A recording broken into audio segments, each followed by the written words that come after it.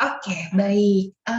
Kita akan bahas tentang konsep materialitas yang ada di bab 7 ya. Oke, hari ini kita belajar tentang konsep materialitas yang digunakan dalam konteks pengauditan. Terus kita juga mau belajar tentang bagaimana ruang lingkup materialitas di dalam proses pengauditan itu ya. Kayak tadi yang sudah dijelaskan bahwa ternyata materialitas itu ada secara keseluruhan dan ada yang namanya materialitas pelaksanaan. Lalu yang poin ketiga, mengestimasi perkiraan salah saji pada suatu pemeriksaan audit. Jadi nanti mau dibuat contohnya dan kita akan melihat gimana sih caranya untuk memperkirakan salah saji. Lalu yang terakhir, melakukan analisis hubungan materialitas dan bukti audit. Oke. Nah, materialitas itu sangat erat dengan konsep tanggung jawab auditor ya. Di sini saya sampaikan tentang paragraf yang diambil dari standar audit bahwa yang namanya auditor itu punya tanggung jawab, yaitu menyatakan opini atas laporan keuangan berdasarkan audit kami. Ya, yang namanya audit itu pasti dilaksanakan sesuai dengan standar perikatan audit, sehingga harus mematuhi etika, harus merencanakan, dan harus melaksanakan audit untuk memperoleh keyakinan memadai bahwa laporan keuangan yang kita periksa itu bebas dari kesalahan penyajian material. Oke. Nah, auditor bertanggung jawab terbatas pada informasi keuangan yang material saja. Auditor tidak mempertimbangkan hal-hal yang tidak material. Coba kalian perhatikan kalimat ini ya. Artinya bahwa auditor itu tanggung jawabnya hanya terbatas pada informasi yang material saja. Informasi keuangan yang material saja. Oke, lanjut kita lihat tentang konsep materialitas dalam konteks audit. Ini ada di halaman 302 ya. Kalau saudara buka buku, ada di halaman 302. Oke. Materialitas itu apa sih kalau dalam konteks pelaporan keuangan, kalau dalam konteks pengauditan? Ternyata ada 3 ya. Yang pertama adalah kesalahan penyajian, termasuk penghilangan. Itu bisa dianggap sebagai penyajian material kalau kesalahan tersebut dapat mempengaruhi keputusan ekonomi yang diambil berdasarkan laporan keuangan oleh pengguna laporan keuangan. Jadi di sini ada 2 hal kalau saudara perhatikan ya. Yang pertama adalah kesalahan penyajian. Misalnya salah nominal nih ya, harusnya ditulis 22 juta, ditulisnya 20 juta. Itu salah berarti kan? Kesalahan penyajian. Atau bisa juga penghilangan. Harusnya ditulis ada misalnya apa ya? Item royalti sebesar 2 juta misalnya. Ternyata lupa nggak dicantumkan dalam laporan keuangan. Harusnya ditulis di dalam laporan keuangan ada akunnya, ternyata human error, ternyata lupa buat ditulis ya, itu termasuk ke dalam penghilangan. Nah, meskipun nominalnya misalnya cuma 2 juta, nah itu bisa dianggap sebagai penyajian yang material gitu. Kalau hal tersebut bisa bikin pengguna laporan keuangan itu keputusannya berubah. Kalau ada ditulis royalti 2 juta, nanti investor bakalan invest di perusahaan tersebut. Tapi gara-gara dihilangkan, investornya jadi nggak jadi invest. Nah, berarti keputusannya terpengaruh dengan adanya penghilangan tersebut. Sehingga kesalahan tersebut dianggap material. Nyampe nggak kalian? Penjelasannya panjang sekali. Bisa nggak ya? Dipahami nggak ya? Oke. Mari kita lanjut ke poin kedua ya. Yang namanya materialitas atau pertimbangan materialitas itu dibuat dengan mempertimbangkan kondisi yang melingkupinya. Ada ukurannya, besar apa kecil, ya, banyak atau sedikit, sifat kesalahan penyajiannya, disengaja atau tidak disengaja, atau kombinasi keduanya. Oke.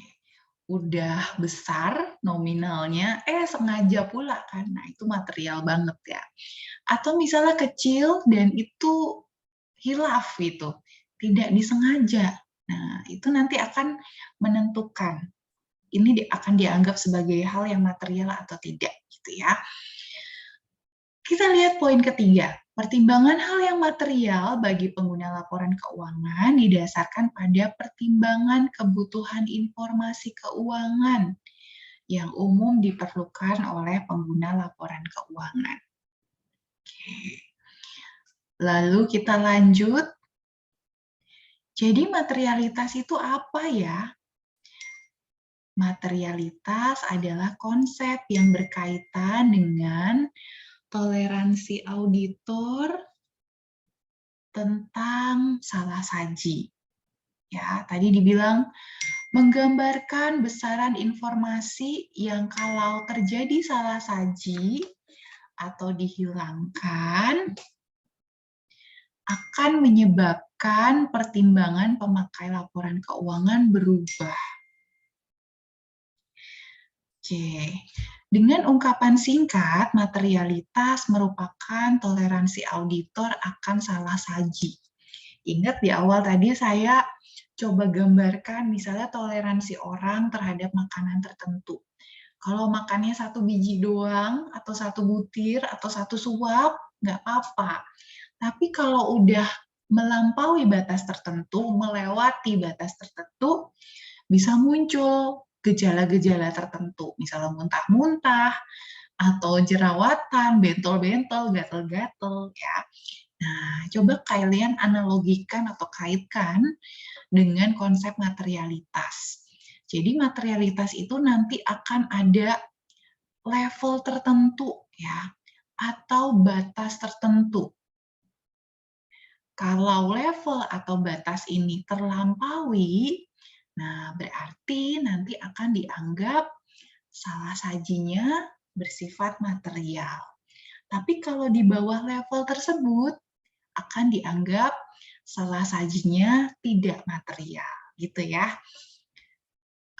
Sebenarnya sama sih konsep ini kayak yang kalian pelajari di statistik misalnya. Mau pakai tingkat alfanya berapa nih? Kalau melewati artinya gimana? Kalau masih di bawah itu artinya gimana? Gitu ya. Lanjut. Kapan materialitas digunakan oleh auditor? Yang pertama, ada dua tahap ya. Ada dua tahap ketika auditor itu menggunakan materialitas. Yang pertama adalah pada saat merencanakan. Tahap perencanaan udah kita pelajari ya di minggu kemarin ya. Tahap perencanaan, pada tahap perencanaan itu materialitas ditentukan pada dua hal. Satu, materialitas secara keseluruhan, secara laporan keuangan secara keseluruhan, dan yang kedua itu adalah ketika materialitas pelaksanaan ditentukan. Lalu yang tahap berikutnya, evaluasi hasil. Ya, ternyata ada 3 poin nih yang berhubungan dengan evaluasi hasil. Yang pertama, ketika mengestimasi salah saji dalam segmen akun. Yang berikutnya, estimasi ketika melakukan atau meneliti salah saji keseluruhan. Dan yang tahap terakhir, ketika membandingkan salah saji dengan materialitas. Nanti di akhir PowerPoint ini ada kita lakukan prakteknya ya. Atau kita lihat pelaksanaannya gimana sih ya. Mari kita lihat konsep materialitas lagi. Oke, sekarang kita lihat berdasarkan sifatnya, ya. Yang pertama, ada yang namanya materialitas kuantitatif. Kuantitatif itu artinya berhubungan dengan angka, berhubungan sama nominal. Hal-hal yang bisa dihitung, kuantitatif ya. Dan ada juga yang disebut materialitas secara kualitatif, kualitas. Berarti sesuatu yang nggak bisa dihitung. Oke. Oke, yang pertama dulu ya, materialitas secara kuantitatif atau secara nominal, ya, secara nilai. Misalnya materialitas akun kas ditetapkan sebesar 3 juta nih. Kalian lihat 3 juta ini menunjukkan nominal, menunjukkan nilai. Berarti ini adalah penentuan materialitas secara kuantitatif. Nah, berikutnya adalah materialitas secara kualitatif. Kalau kualitatif, kita lagi ngomongin tentang itu salah sajinya diakibatkan oleh apa sih, ya? Penyebabnya apa? Misalnya penyebabnya adalah karena kecurangan atau karena fraud. Oh, berarti salah sajinya emang sengaja, emang direncanakan. Kita bikin angkanya sekian yuk, biar kelihatan bagus oleh calon investor. Nah, itu artinya curang ya. Nah, ini secara kualitatif penyebabnya bisa dikategorikan sebagai salah saji yang material. Karena emang curang, emang fraud ya. Terus berikutnya adalah jika terkait dengan kewajiban kontraktual. Apa tuh kewajiban kontraktual? Sebentar, saya cari dulu ya. Di buku. Ada nggak sih penjelasan tentang kewajiban kontraktual? Oke.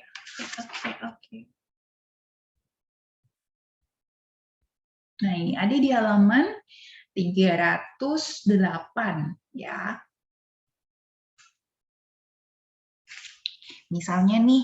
Misalnya si klien kita itu punya kontrak atau punya kesepakatan dengan pihak bank. Oke. Oh, janjian nih sama pihak bank. Oke, selama 5 tahun ke depan, karena saya invest dan saya pinjemin duit buat klien, kamu harus mempertahankan tingkat uang kasnya, misalnya ya, atau tingkat modalnya. Tolong dipertahankan sampai di level sekian ratus juta, misalnya ya, atau di level sekian miliar. Nggak boleh lewat ya, kalau misalnya terlampaui atau perjanjian itemnya itu dilanggar, saya udah nggak mau loh kerjasama sama kamu lagi. Nah, gitu ya. Itu artinya kewajiban kontraktual. Nah, kadang-kadang, wah, karena kondisinya lagi seret nih, ekonomi lagi susah nih, wah, ternyata kita nggak bisa nih mempertahankan apa yang dijanjikan pada poin perjanjian tersebut. Waduh, gimana nih? Nanti si banknya nanti kabur lagi. Aduh, kita otak-atik nih angkanya biar cakep, biar bank lihatnya kita kondisinya oke gitu ya. Nah, itu berarti apa tuh? Kalau terkait dengan kewajiban kontraktual, meskipun yang dimanipulasi atau yang diedit-edit itu cuma sedikit, tapi karena impact-nya itu bisa merugikan pihak ketiga, nah itu bisa dianggap sebagai salah saji yang material. Katakanlah misalnya dieditnya cuma 2 juta, apa 5 juta, apa 10 juta. Secara persentase kecil. Tapi karena menyangkut kewajiban kontraktual, bisa dianggap sebagai salah saji yang material. Karena ada motif di balik itu, ya nggak sih? Lanjut, poin berikutnya, jika mempengaruhi tren laba. Oh, tren laba. Apa nih tren laba nih? Kalian tahu kalau misalnya kalian jadi seorang investor, itu pasti pengennya invest di perusahaan yang labanya itu selalu bertumbuh, growth ya, gitu kan. Nggak suka sama perusahaan yang labanya itu fluktuatif, jeng jeng jeng jeng jeng jeng. Fluktuatif itu bikin deg-degan, ya nggak sih? Makanya perusahaan itu selalu pengen kasih lihat, tren labanya bagus nih, smooth, growth terus ya, tidak fluktuatif. Nah, karena ada tekanan untuk bisa menampilkan tren laba yang bagus, maka klien itu misalnya mikir gimana ya caranya supaya labanya itu kelihatan bagus. Oh, saya perlu manipulasi atau ngedit cantik atau window dressing di sebelah mana ya. Nah, kalau misalnya si salah saji material atau salah saji tersebut nantinya bisa mempengaruhi tren laba, nah berarti ini termasuk salah saji yang dianggap secara kualitatif itu material. Jadi yang dijelasin terkait kualitatif ribet banget sih. Yang terkait dengan kualitatif itu berhubungan bukan tentang nominalnya, tapi motifnya, ya. Karena curang, karena pengen kelihatan bagus, ya, karena mempengaruhi tren laba. Nah, ini motif-motif yang bisa bikin salah saji tersebut dianggap sebagai material, gitu, ya. Nggak berkaitan sama jumlahnya berapa, mau gede, mau kecil, bodo amat, yang penting motifnya tuh apa, beneran bagus apa jelek, gitu ya. Kalau motifnya mau bohong sama investor, sama kreditor, ya auditor harus tegas ya, menganggap itu sebagai salah saji yang material. Mari kita lihat berikutnya. Oke, materialitas ditentukan auditor pada yang pertama tingkat laporan keuangan secara keseluruhan ya. Sama yang kedua adalah pada tingkat saldo akun. Misalnya per akun itu ditentuin level materialitasnya berapa. Misalnya piutang dagang 3 juta, aset misalnya 10 juta gitu ya. Jadi untuk tingkat saldo akun ini nanti akan diturunkan dari tingkat laporan keuangan. Nanti di akhir ada contoh simulasinya ya kalau kalian belum ada bayangan. Oke, next. Oke, berikutnya adalah ini dari halaman 307 ya. Materialitas itu sifatnya relatif, tidak absolut. Oke. Jadi, auditor ketika menggunakan pertimbangan profesional untuk menentukan materialitas, ada kemungkinan beda-beda antara auditor satu dengan auditor yang lain. Misalnya, kalau si tim auditor ini Bapak A misalnya ya, dia menurut pengalaman dia, menurut jam terbang dia, menurut pertimbangan profesionalnya dia, materialitas itu cocoknya sekian untuk klien A ya. Tapi ketika ketua timnya diganti nih, kepala timnya diganti, si Bapak B misalnya, dia punya pandangan yang lain tentang materialitas gitu. Jadi bisa beda-beda antara auditor yang satu dengan auditor yang lain. Nah, penentuan materialitas pada tahap awal, pada tahap perencanaan itu nanti masih bisa direvisi ya. Ketika udah dapat banyak bukti nih, kok kelihatan begini loh, kok begini loh, kok begitu. Nanti tingkat materialitasnya bisa disesuaikan, dinaikkan, bisa diturunkan sesuai dengan kondisi yang ada di lapangan, gitu ya. Terus berikutnya perlu dasar penentuan materialitas. Misalnya dasarnya adalah kita mau bikin nominal materialitas berdasarkan total aset atau bisa juga berdasarkan total penjualan pakai persentase ya. Nah, ini bisa kita gunakan. Oke, kita selanjutnya adalah apa ya? Selanjutnya adalah tentang contoh pedoman penentuan materialitas.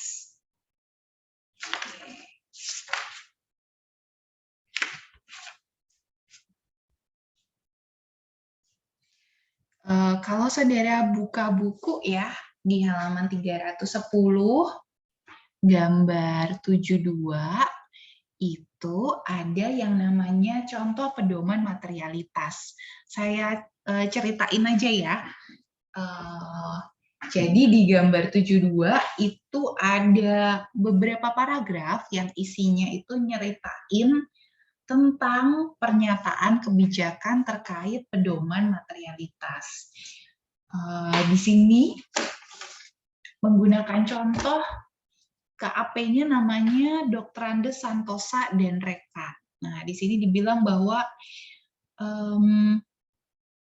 misalnya poin 1 ya, total keseluruhan kesalahan penyajian laporan keuangan di atas 6% dipandang material. Berarti kalau mereka menemukan salah saji 7%, 8%, 9%, itu nanti semuanya dianggap salah sajinya material.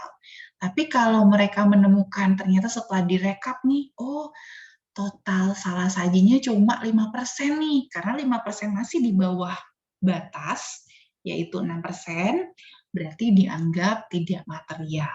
Gitu ya. Oke, nah berikutnya ada penjelasan tentang penerapan materialitas untuk masing-masing laporan. Ada laporan laba rugi, ada neraca atau posisi keuangan ya. Terus habis itu, oke, yang poin ketiga, saya bacakan kalimatnya ya. Pada setiap audit, faktor kualitatif harus dievaluasi dengan cermat. Dalam banyak hal, faktor kualitatif lebih penting daripada pedoman yang diterapkan pada laporan laba rugi dan neraca. Jadi, di pedoman ini dibilang bahwa, oh selain kita ngitung yang persen-persenan, nominal-nominalan, itu juga kita mesti menganalisa, harus mengevaluasi ada nggak nih faktor kualitatif yang mungkin bisa menyebabkan salah saji yang material. Contohnya kayak tadi, karena mempengaruhi tren laba, salah sajinya itu mempengaruhi perjanjian kontraktual, ya. Nah, itu diperhatikan, wajib diperhatikan oleh si auditor. Oke.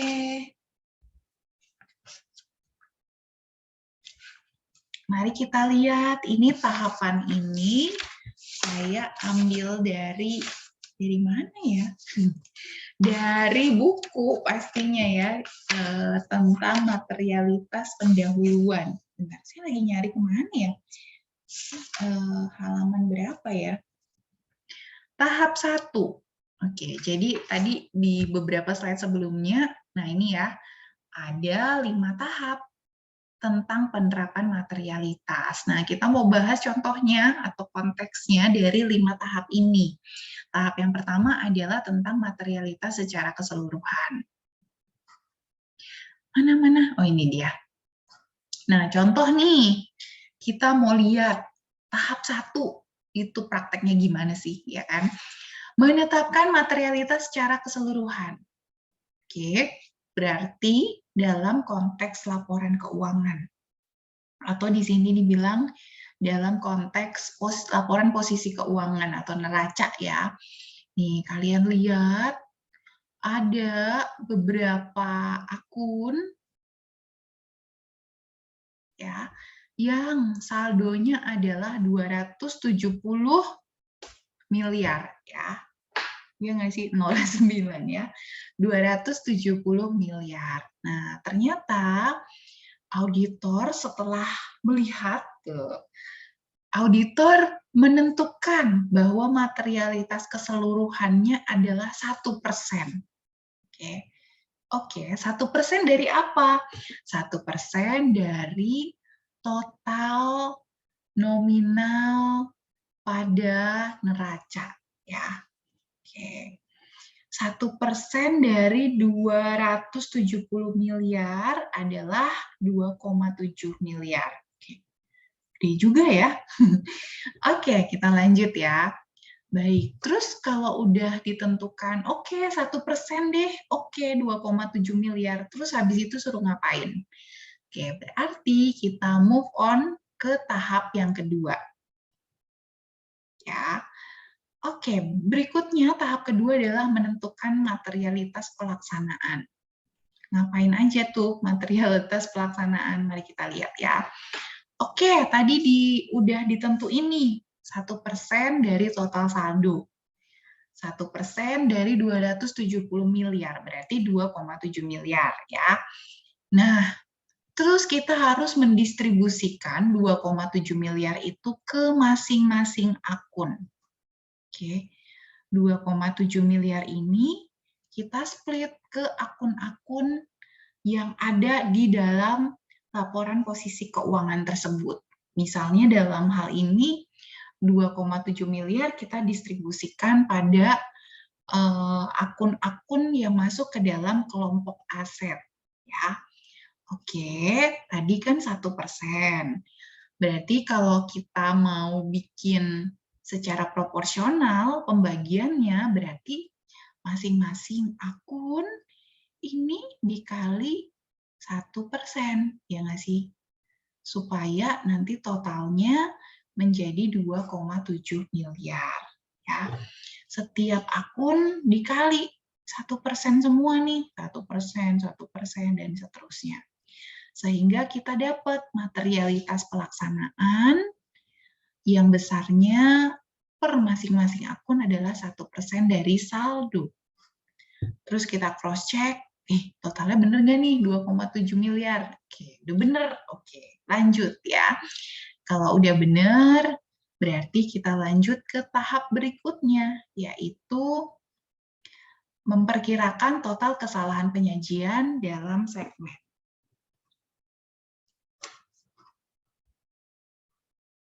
Baik, lanjut ke tahap 3 ya. Oke, ini tahap 1. Wait. Kita tadi kan ini ya, tahap 2 ya ini ya.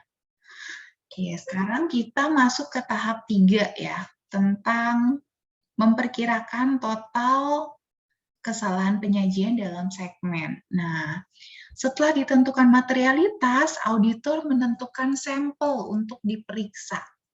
Auditor memutuskan memeriksa sampelnya 20% dari nilai segmen.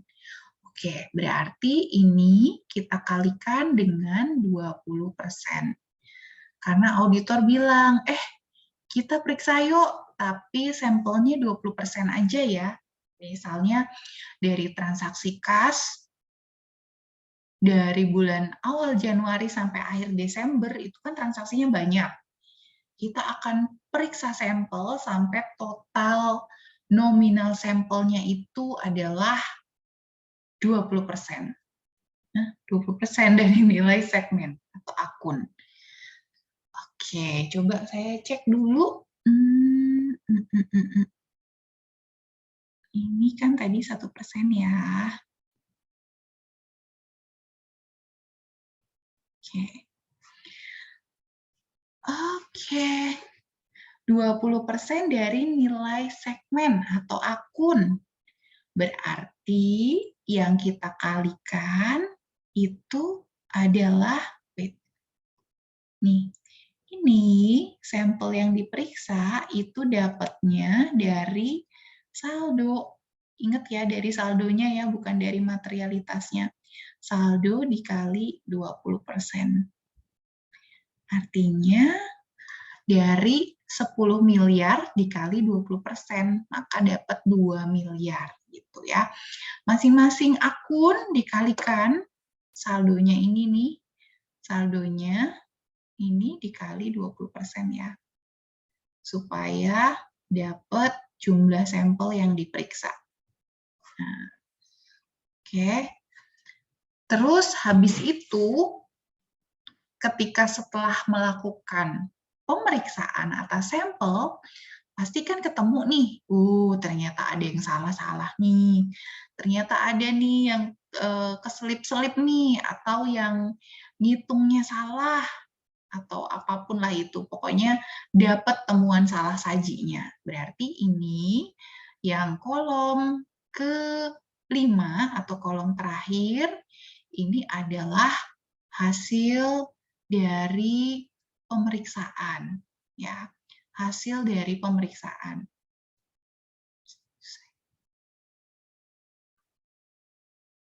Oke. Oh, ternyata dari pemeriksaan 2 miliar sampel, ternyata temuan salah sajinya 15 juta aja, sedikit ya. Dari 4 miliar yang salah-salah itu hanya 4 juta aja, gitu. Ya, kita bisa lihat di tabel ini. Terus habis itu apa yang harus kita lakukan? Kalau sudah ketemu itu tadi ya. Nah, berikutnya adalah tahap yang keempat, yaitu memperkirakan keseluruhan kesalahan penyajian. Kita harus mengestimasikan, jadi salah sajinya itu melampaui tingkat materialitas atau tidak. Ya. Estimasi atau temuan salah saji digunakan sebagai dasar menghitung estimasi salah saji dalam populasi.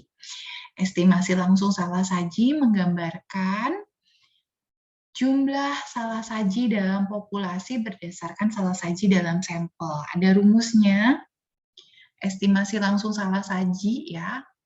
Salah saji yang ditemukan dibagi sampel dikali nilai buku. Nanti ketemu estimasi langsung salah sajinya. Oke, ini dari rumus tadi akan ketemu angka ini ya. Yang berikutnya harus kita bandingkan dengan tingkat materialitas yang ditentukan di tahap awal. Oke. Setelah mendapat estimasi langsung, sampel itu masih mengandung kesalahan yang disebut sampling error yang perlu kita pertimbangkan. Sampling error itu biasanya kita tetapkan di batas 15% dari estimasi langsung salah saji. Oke. Jadi total salah sajinya itu adalah estimasi langsung salah saji ditambah sampling error. Jadi dijumlahin ya. Sehingga total salah sajinya adalah sebagai berikut. 75 juta ditambah 11.250.000. Nah, jadinya 86.250.000 gitu. Oke. Nah, tahap yang terakhir, ini udah tahap terakhir banget, yaitu adalah membandingkan taksiran keseluruhan dengan kewajiban awal materialitas. Tuh. Ini tahap terakhir, setelah kita ngitung-ngitung beberapa tahap ya, sekarang waktunya kita bandingkan antara taksiran keseluruhan dengan kebijakan awal materialitas. Oke. Hasil akhir yang kita peroleh kan ada di tabel di kolom terakhir. Nah, misalnya ini nih, total salah saji material adalah 86.250.000. Terus kita bandingkan, emang materialitasnya levelnya berapa? Tingkat berapa sih? Yang kita sepakati di awal, 100 juta. Berarti salah sajinya masih di bawah 100 juta ya. Berarti masih oke. Alias salah sajinya masih dianggap tidak material. Gitu. Ya.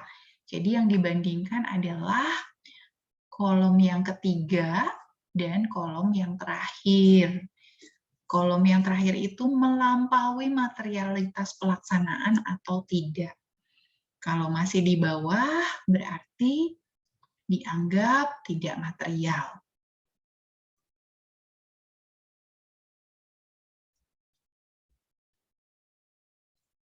Oke, kalau dari tabel ini kita coba cek ya, yang salah sajinya material itu yang mana aja. Nah ini nih, piutang nih melampaui.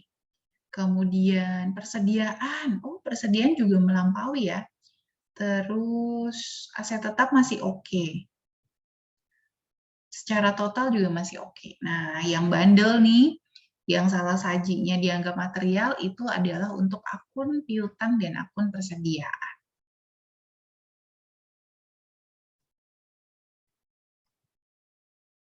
Nih, salah saji material, ini persediaan juga salah saji material. Yang lain tidak mengandung salah saji material.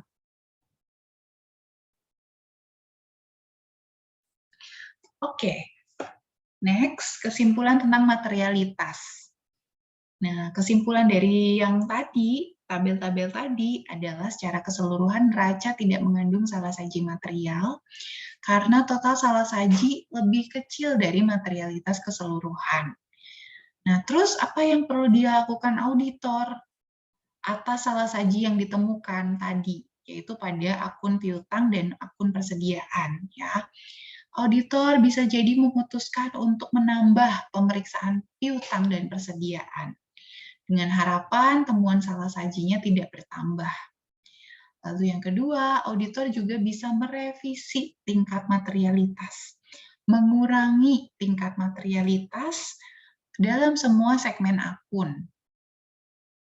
Ya, oke, itu ya yang bisa dilakukan auditor ketika menemukan salah saji atas piutang dan persediaan tadi. Oke, itu materi tentang materialitas. Habis ini saya akan kirimkan PPT-nya ini ya ke WA Group. Kalau ada pertanyaan, boleh silahkan disampaikan.